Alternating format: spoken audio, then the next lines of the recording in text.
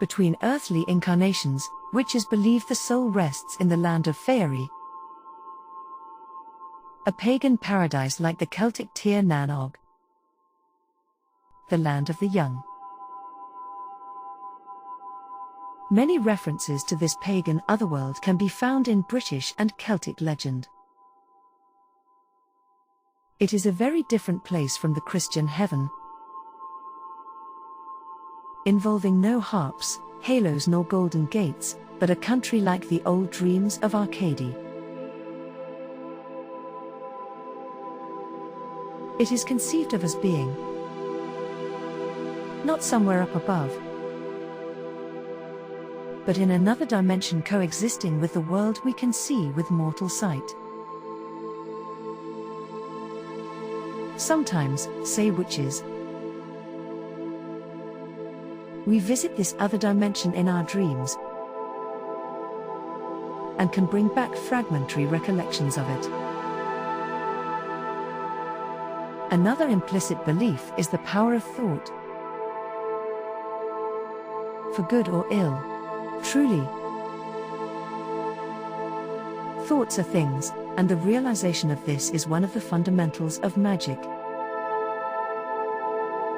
We have become accustomed to this idea as it is put forward in the modern world by the exponents of various movements, such as the so-called New Thought, practical psychology and so on. But as long ago as the beginning of the 14th century, Robert Manning of Bourne wrote of the power of thought in his tale The Wiki. The Bagay and the Bice Shop, an episode in his long poem Handling Sinner. This story tells of a naughty witch who made a magic bag of leather that went about of its own accord and stole the milk from people's cows. Eventually she was arrested and brought before the bishop, together with the magic bag.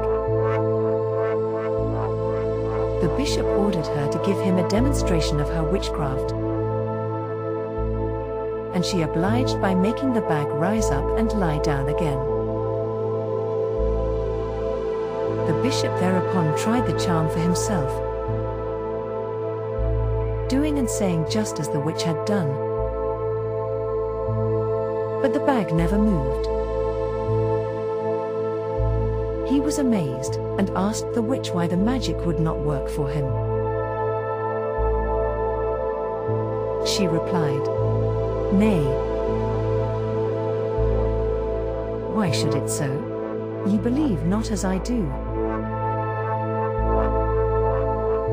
And explained to him that,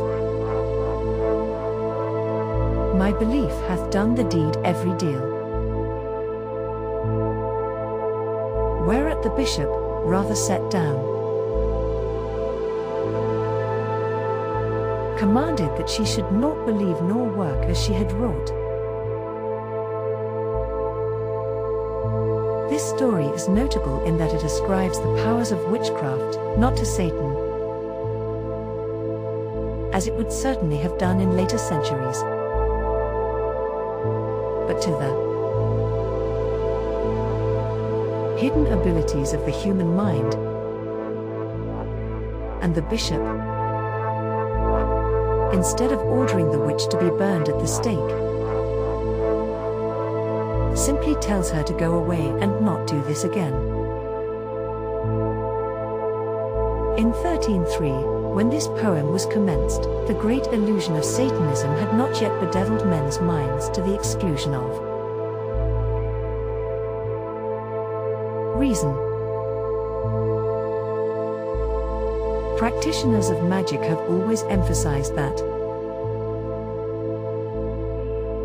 although there are techniques to be acquired and the uses of magical accessories to be learnt, in the last resort it is the mind that holds the power of magic. Paracelsus and Cornelius Agrippa, two famous adepts, said this in the 16th century. And at the end of the 19th century, Miss Mary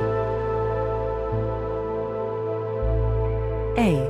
Owen, telling of her investigations in America in Among the Voodoos.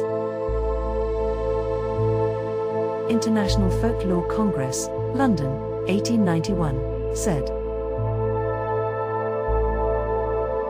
"To be strong and to hate that is, of great strength of will is the most important characteristic of a conjurer or voodoo. Never mind what you mix blood, bones, feathers, grave dust,